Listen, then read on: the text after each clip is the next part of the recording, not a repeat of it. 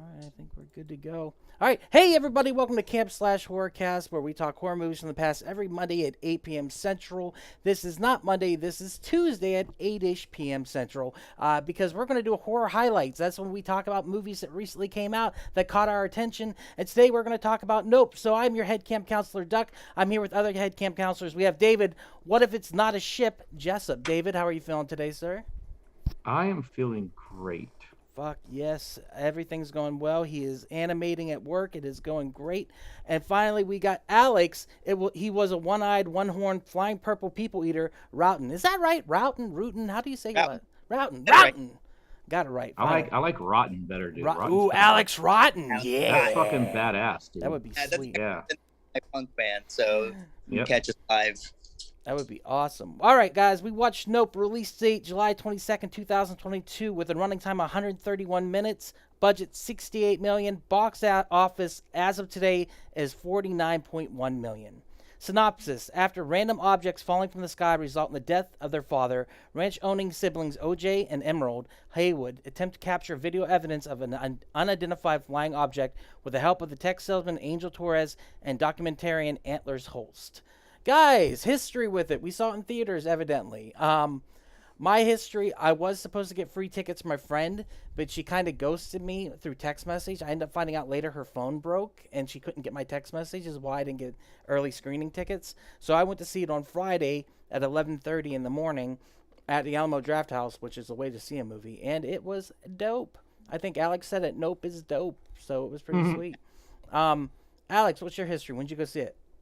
So I was totally so down to go see it with you. I was just finishing up at the gym, and I'm sorry you had to go see that alone. But my wife and I saw it the very next morning, I believe, or the morning that was Sunday morning. I can't remember, but it was so good. I watched the first trailer, and I've started recently not watching trailers for anything that I find interest in That's a good because idea.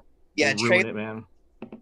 5 minutes long, give the whole story. But I watched the first trailer. It spoiled nothing. It just gave a couple glimpses. I heard it was like an alien thing, and I left it at that. Apparently, the second trailer spoils a ton of crazy shit that happens in Yeah. this movie. And it's such a shame because all of that stuff was a complete surprise to me when I was watching the movie. I was like, I had like the Wojak soy face on my, like on my face when I was watching some of this shit. Like I had such a good time. All right, we're gonna have to watch talking over Alex because every time we talk, it cuts him out Oh, for I'm about sorry. half a second. So we'll just be careful about that. If my head working, it wouldn't be happening. Sorry about that. It's all right. Just putting it out there because we're gonna get excited and talk over each other. It happens. David, There's how only about you? boy. What's that? There's only three of us today, big boy. I know, but it's still at the same time. The audio is gonna be funky. All right, David, did you go see it with Lindsay then? When did you all see it? Yeah, we saw it Sunday evening around 7:30, and it was cool, man. Because at the end, people clapped. Doesn't happen a lot in movies. Yeah. That happened in what was it? Maverick. People clapped after Maverick, and it's one of those movies, dude, where it's like I was telling a friend at work, I was like, dude, this is a go see in the movie theater movie.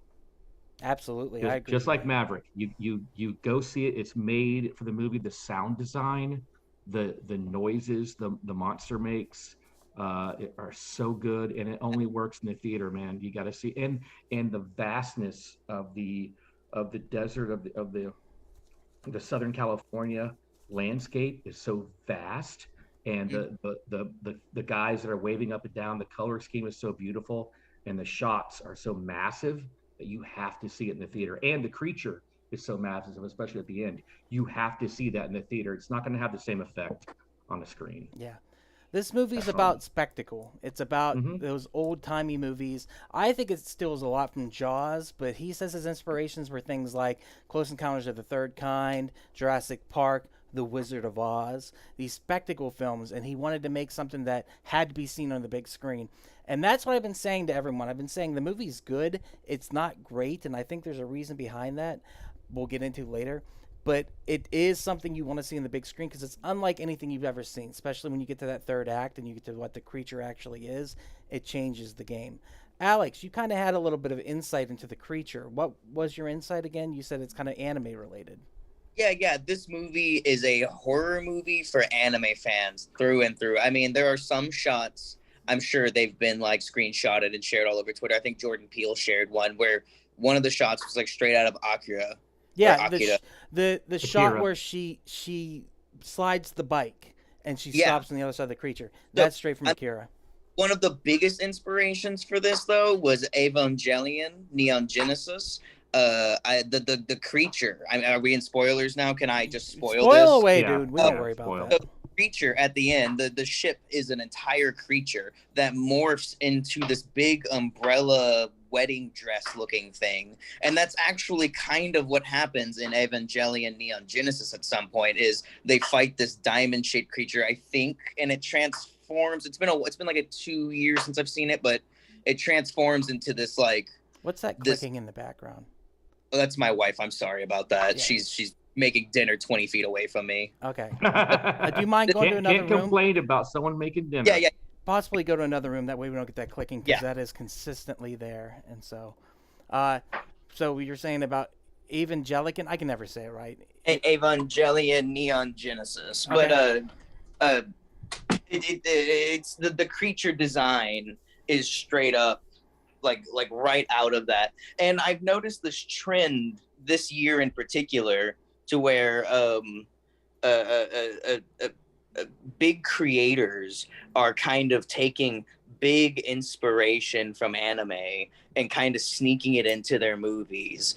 And it's not the first time it happens. I mean, the Wachowskis did it back in the 90s with The Matrix. I mean, there are other movies I'm sure that I'm not thinking of right now that have done it recently. But like, I mean, with The Northman, everyone was saying that was basically just Vinland Saga. And this is kind of a sneaky Evangelion movie. You were saying that the space creatures in that look just like the thing at the end, and they're called, what are they called in Evangelion? They're called angels. That's Yeah. what It looks just like an angel. Yeah, I thought that was a cool thing. And then he is a huge anime fan, like you said. Like he was actually offered the live action Akira, and he turned it down because he thought he couldn't do it at the time. Probably because he had a better idea. Possibly. You know? Possibly. I mean, it does. You don't. I mean, I've harped against this constantly. You don't have to constantly like rehash and remake everything. Leave it alone and make a new property. That's that's what made me so. Like Duck said. No, I'm so sorry. Like Duck said, like make something we've never seen before. And this movie is 100% spectacle for sure. Yeah. It's something we've never seen before. It's definitely something you've never seen, and I think that that's worth your time alone and your $15 at the cinema. Is to see on screen a monster you've never seen before. To see a third act that is reminiscent of Jaws, if you ask me, is very reminiscent in a lot of ways because they're trying to search it down, but also to have this huge allegory for filmmaking itself. I absolutely love that. Beginning with the Gordy's house or Gordy's home or whatever it is, I didn't really understand the connection until Alex kind of explained it to me. What did you guys think of that whole scenario? Was there something supernatural going on there, or was that you think the monkey just flipped out, David?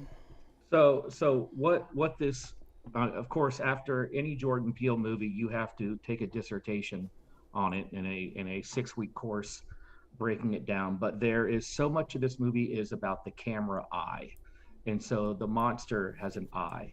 The balloon at the end is winking.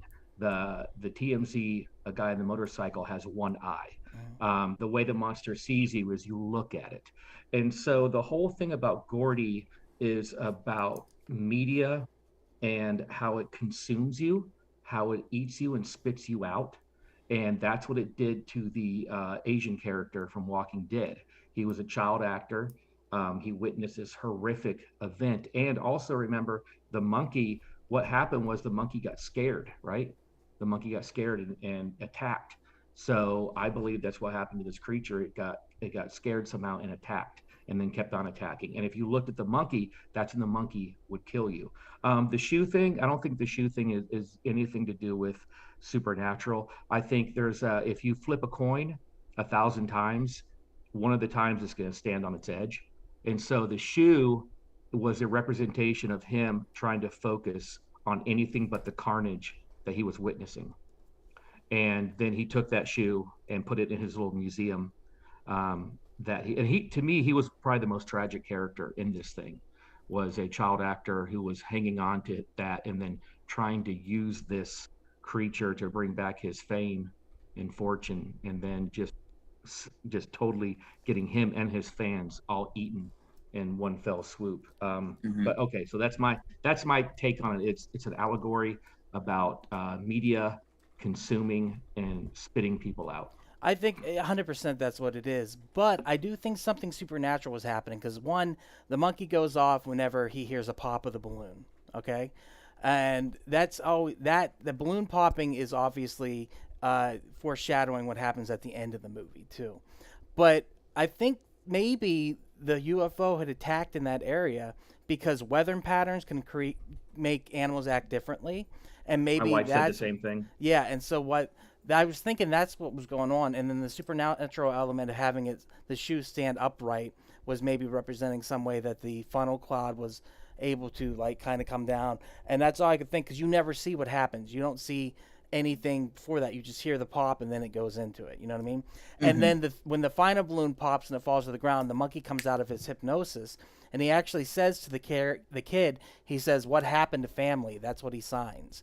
So he doesn't even know that Oh, it I happened. did. That is awesome, Duck. I didn't realize that. Yeah. That's So insane. Holy shit. so That's he, fucking crazy. I think Dude, he I just was. got chills. I just got Yeah, chills, me Duck. too. I think the monkey was hypnotized by something, like I said, whether it be weather patterns, whether it be the UFO above them, and I was trying to find out if anything happened in 1998 that would kind of coincide with that, but UFO sightings are always happening, so it wouldn't matter. What do you think, Alex? Do you think it was supernatural, or do you think it was just a monkey flipping out?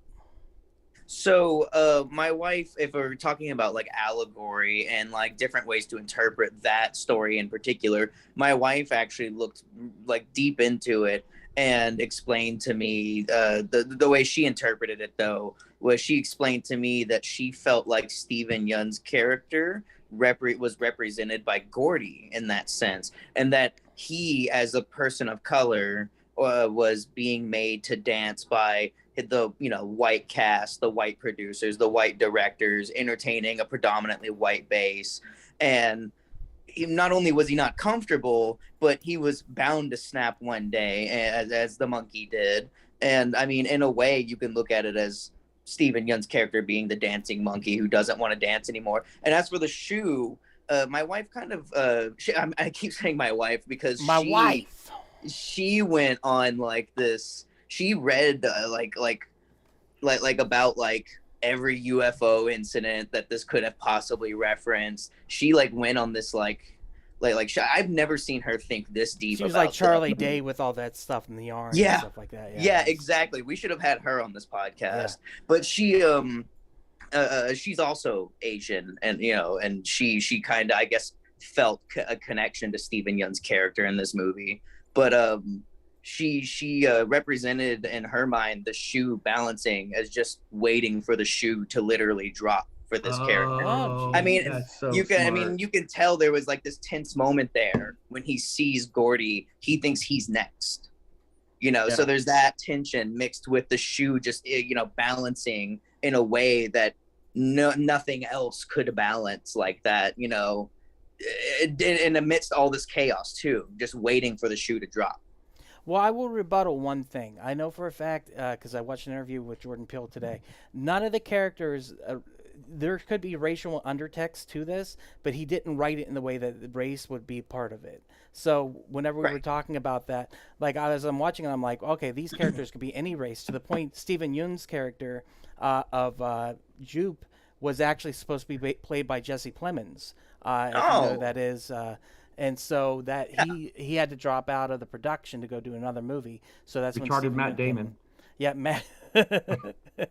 Right. I like I said, I think my wife felt like a connection to Stephen Yun's I would character. love to hear her perspective. If she wants to come on right now, she is more than welcome. Yeah, to, dude. 'cause Oh, that's she's super cool. too she's busy in making there dinner. angrily chopping carrots and potatoes. The movie is obviously about spectacle, and my biggest issue with it, and this is what I think makes it good, not great, I think the music isn't great. And he's stuck with the composer he's had since Get Out, and I think he should have picked somebody. If you're going for something big and bombastic, you have to find a main theme, and this movie doesn't have a main theme, but what it has in Aces is sound design. The sound design's amazing, but Duck, you are so right because there's nothing memorable about that score. No, there isn't, and I Nothing. think that's what makes this movie fall just short of greatness. I Yep. think if it would have had a main theme, a motif, something that went in that wasn't so atmospheric, but it actually had a Spielbergian, John Yeah. Williams Well, kind of well, score. and I call bullshit on Jordan Peele saying this is not inspired by Jaws. That whole fucking thing at the end, you have three characters basically coming together, hunting down this creature. And then at the end, when she took a picture of it, when the thing blew up, she might as well have said, "Smile, you son of a bitch." Yeah. That was so Jaws. My biggest issue with this movie was the last act felt A, too drawn out, and B, the main African American male character, I forget his name, OJ, he kind of disappears. You have this whole thing of him being chased, and it's really intense, and then you never see him again. It's almost like he's the Richard Dreyfuss character in Jaws, Well, where there's debate goes whether he's away. alive or he's dead too. A lot of people Yeah. think when you see through the sand You're and right. you see his ghostly figure, it is a ghost. And other That's people right. think he survived. I personally think he survived, but everyone has a different perspective on it. But he does kind of disappear. But I think there's a reason behind that. I think that they represent different parts of filmmaking. I think his character represents in a lot of ways the director. And then I think his sister is the producer. I think Angel is the crew. And I think the cinematographer is the cinematographer, Yeah, obviously. by the way, that's my favorite character. Oh, yeah, he was awesome. He was I great. hate that he was just introduced kind of to just be killed off. I mean, he was such a small part in the beginning, like almost forgettable. And then they contact him later in the movie for his help and he turns them down. And then he helps them in the climax and just gets eaten. Did you guys notice what he was watching and editing the entire time? Predators and Prey, but Yeah. Eyes, Yeah. and also specifically, eyes. but specifically, yes, I was going to say eyes, but the prey being killed by prey you wouldn't predators being killed by prey you wouldn't expect to Yep. win.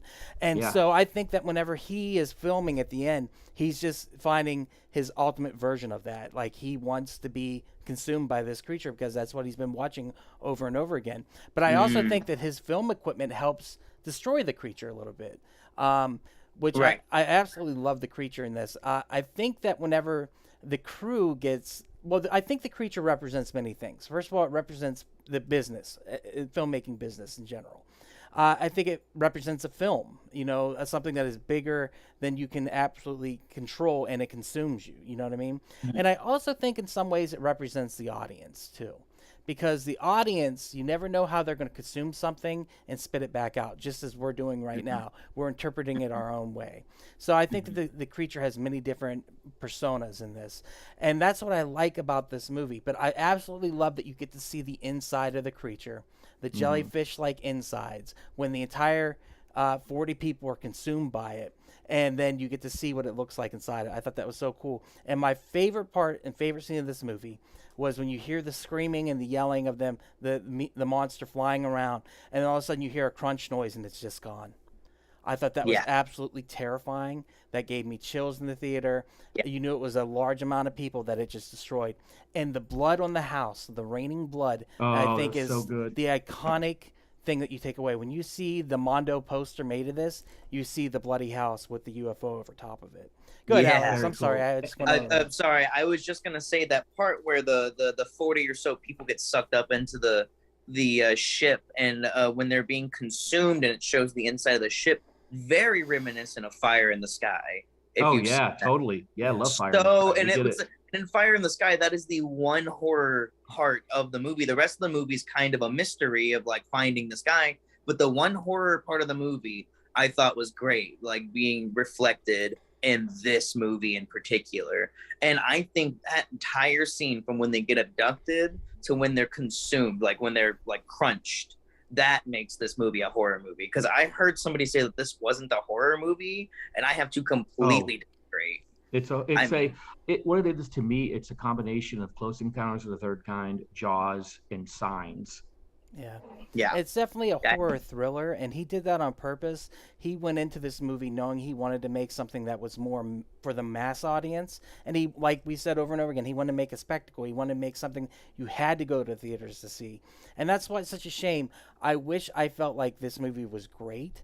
and it's just good. But it's got concepts and stuff that you've never seen before, which I love any film that brings something new to the table. As much as the sadness bothered me, I never saw a character fuck a girl's eye hole.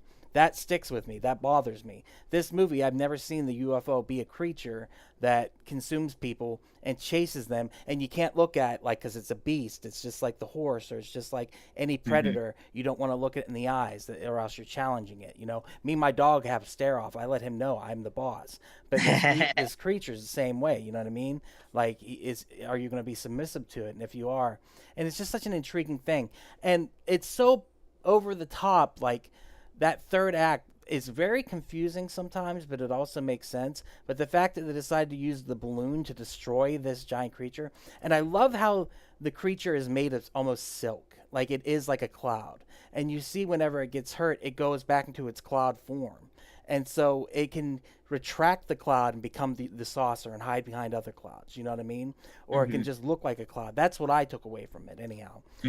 Also, the ending is such a Jaws thing too, because Roy Schreider's character puts the gas tank inside the shark to kill it, and she puts the balloon inside the creature to kill it. It's so I call bullshit on him saying it's not Jaws. When did he say that? He's crazy. Well, I thought you're the one that told me that he said no, that he didn't say that. Inspired by no, Jaws. he didn't say it was inspired by Jaws. He didn't put that on his list.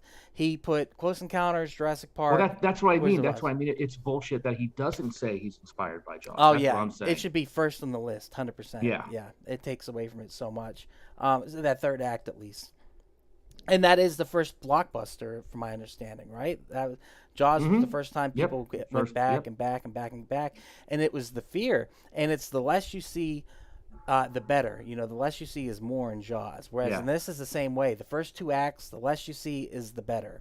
You don't know what's going on. You just know that at first you think it's a UFO. Then you realize it's hopping from cloud to chasing him.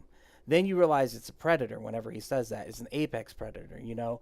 And then whenever you actually get to see them trying to fight the predator, it just brings so many different things together. And I love whenever Angel wraps himself in the barbed wire and he gets spit out, you know? Dude, what a funny character he was, man. That's the thing about this is it has very few characters, but all the characters crush it. Oh, even the fucking monkey, the monkey crushes it.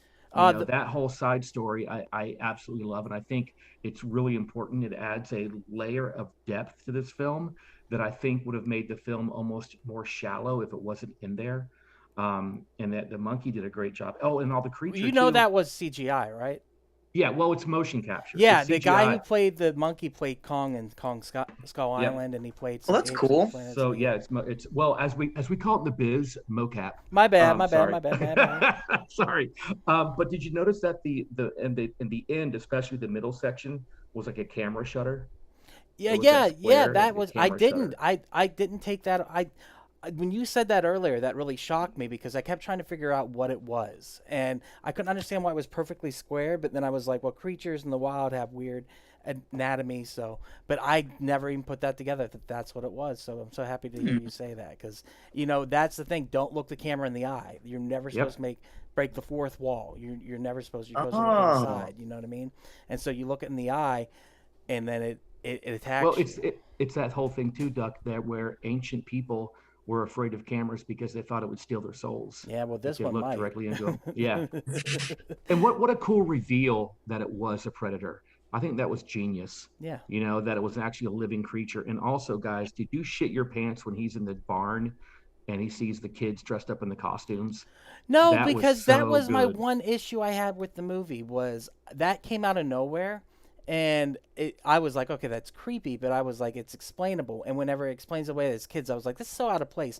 But then they explain that it's Jupe's kids. I was like, oh, that's cool. You actually bought it back for me. Like, it's not just some random. Because I didn't gather that that's who it was. The other thing is with the horses, Jupe was buying the horses to feed to the UFO. Yeah. I didn't know that.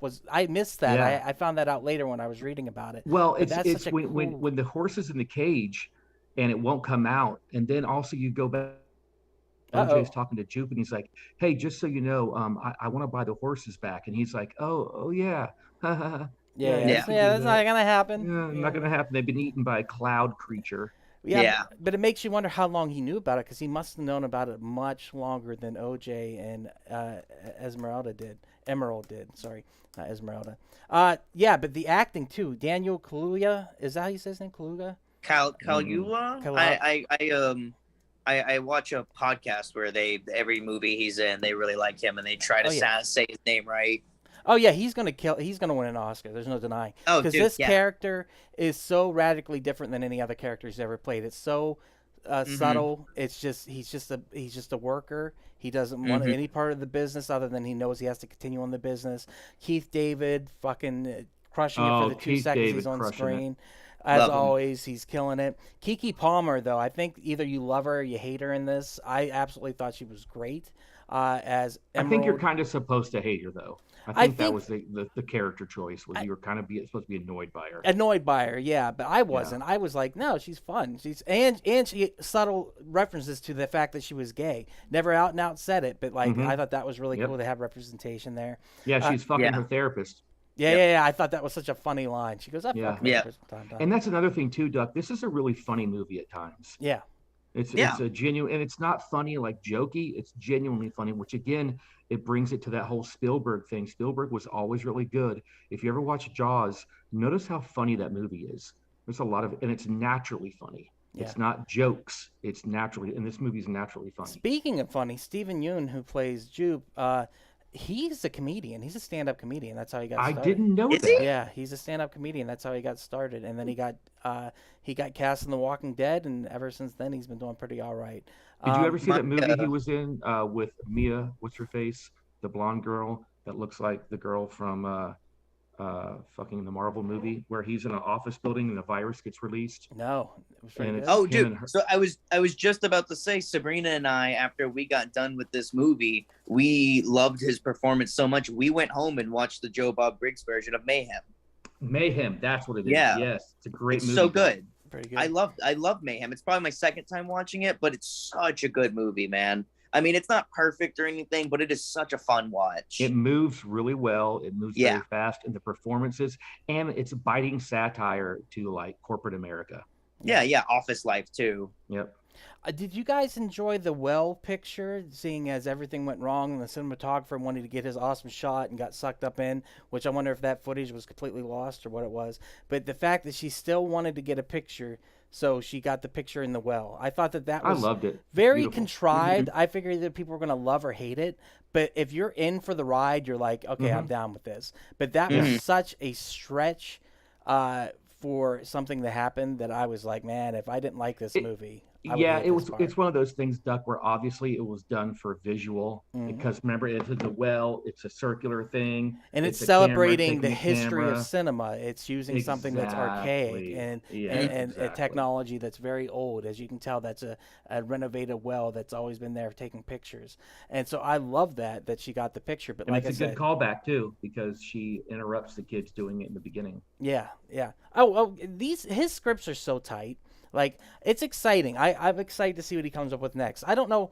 Somebody called him the master of horror recently, and he's like, no, I don't take, he goes, how do you word it? He goes, I don't take people talking bad on John Carpenter or something like that. Yeah. So he was basically saying, like, you need to know your horror history, which I think he does. And I think this is what was him. He was worried about the state of cinema during the pandemic, because they just started filming this in summer last year. Yeah, that's right. And so he started writing it, and he's just like, man, he goes, I hope cinema survives, and also the state of cinema right now, because TV has overtaken cinema as the primary focus of most people. I mean, I'm wearing a Stranger Things shirt right now, you know what I mean? And Stranger Things is his own event in and of itself, but he wanted to create the event movie. Whether or not people go out to see it will be here for to be seen, I guess. But pretty good weekend, pretty good opening weekend. Yeah, like it was like close to 50. And I think by word of mouth, but the problem is it's good, it's not great, and I wanted it to be great. But will it stand up as a film that you remember for years and years? Yeah. I disagree. I feel like this movie is amazing. Not a 10 out of 10. I mean, like at best, I'd probably give it a 7 out of 10, which for me is like a good, really good rating. I don't throw 10 out of 10 around very lightly, but like, I feel like in like 15, 20 years, this movie is like a younger generation is going to pick this up, and people are going to remember it very fondly. And I feel like whenever a great movie like this does come out, the reception is usually like to I didn't really like it, you know. So like I feel like people are really going to rewatch this and pick it up in the coming years, and I feel like it's going to be remembered as something that really showed something that has never been seen on camera before, not in this way at least. I mean, like, I've never seen an alien movie like this. Yeah. And I feel like because of that, people are going to remember this movie very fondly. I can't decide if I like it better than Get Out or not. Well, I love Get Out. Get Out, I think, is masterpiece. I think it's perfection. Yeah. But I think that the monster is something you've never seen before, and it's such a simple concept to take the monster of what could be terrifying inside it and just make the insides terrifying. Mm-hmm. Good, David. Sorry. I think the problem with this movie is going to be exactly that, the monster, because it's so simple that I think movie audiences today and then in the future might hold it against it. Because it is so simple. It is. What I mean by simple is the spaceship. Yeah. You know, it's very basic. Now the creature at the end is beautiful. It's gorgeous, but the spaceship itself is really basic. And I could see jaded audiences wanting more CGI, wanting more of an effect. And it's a shame because it's not the focus. Isn't what the creature should be. But yeah, I could see that. I could see people holding against it. But for me, I had no issue with it. Well, I think it's a love it or hate it scenario. I said that to many people. Like I said, the twist when it happens, you're either going to love it or you're going to hate it. I don't think there's going to be much middle ground in between. I personally loved it. I was just like, yeah. And I love the fact that it's chameleon-like. It somehow, I don't know whether it has psychic powers or it knows, like, we have a fear. What's up, Raph? Raph just jumped in. We have a fear of aliens, and this creature decided to take that form. You know what I mean? We've seen its real form, but then you see its saucer-like form, and has it been, has it been the first time? Is it of this Earth? Nope. A lot of people were saying was not of planet Earth, but this creature could be of planet Earth. It could be just something we've never noticed before. You know what I mean? And so I love the cloud thing. Hiding in the cloud was so cool. How they finally discovered it. That was neat. I love the cinematographer whenever he just says, he goes, "You're right. That cloud hasn't moved for the last hour." I thought that was great. His voice was so good. Yeah. His voice so raspy. Rap said, "But you liked the black phone, and that was shit." Hey, I like what I like, good sir. I like what I like. You guys have anything else you want to bring up? I'm very happy that I enjoyed it so much more than Us. I hated Us. I didn't see Us yet, so no spoilers. Yeah, I did not like Us, so I'm glad that I kind of came around to Jordan Peele again. So I enjoyed it. I did not hate Us, but I totally get that other people do. It wasn't a perfect movie, but I was entertained by it, and I'll defend that movie till I die.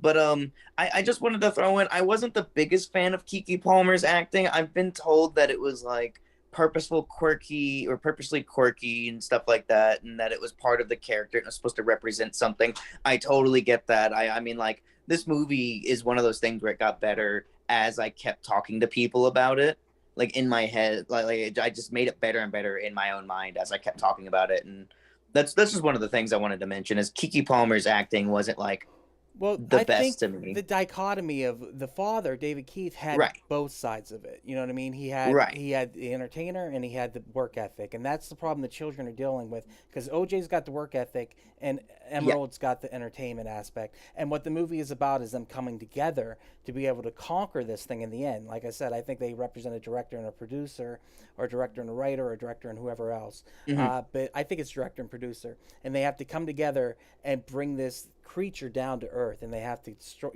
really the film, they have to create the film and be able to conquer it, and I think that's why those characters are kind of like that. Sometimes you get greatness in one, and sometimes you gotta spread out the greatness and learn to work as a team, and I think that's what makes the difference. So anyhow, anything else about the movie, guys, before we go to some clips? Nope. All right, cool. I got some clips here. Boom. I was able to find a couple, not many. The first one will be a simple clip of from the movie. Oh no, that's the trailer. I forgot to show it. All right, run, OJ, run.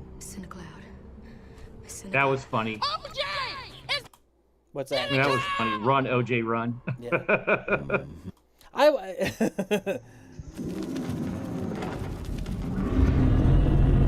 Also, I loved how many times in the movie they used "nope" appropriately. Yep. Even Jordan Peele goes, black people, they say nope. He goes, and it's very specific when they use it. And he goes, that's why I wanted to name it that. He goes, that was why. He's just like, when you see something that's so outrageous, you just gotta be like, nope, not dealing with it.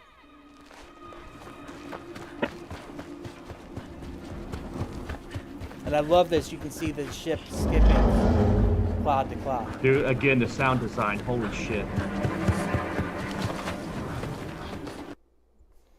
All right, Gordy's home opening. So he released this on Twitter, and it's just a cute little thing where it shows the opening of the TV show. So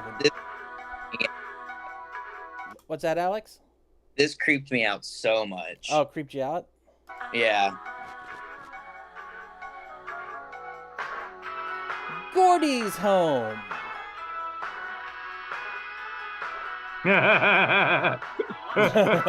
Dude, this is every single family sitcom in the late 80s, early 90s. Absolutely. You know the song. The acting in sitcoms is so specific to sitcoms too. I absolutely love it. Where you have to turn the camera and kind of do a wink without doing it. Mm-hmm. I love it. And they all had what do you call it? Theme songs. Mm-hmm. That told you what the show was about. Oh, I forgot to mention. I love the fact that in the trailer they show that girl's face ripped off. And you didn't know what it was, but it ends up being that she survived the monkey attack. I thought that was pretty cool. Which was also that was based on a real event that happened. That lady went on Oprah, and she wore a veil just like that. Oh yeah. Mm-hmm. Good.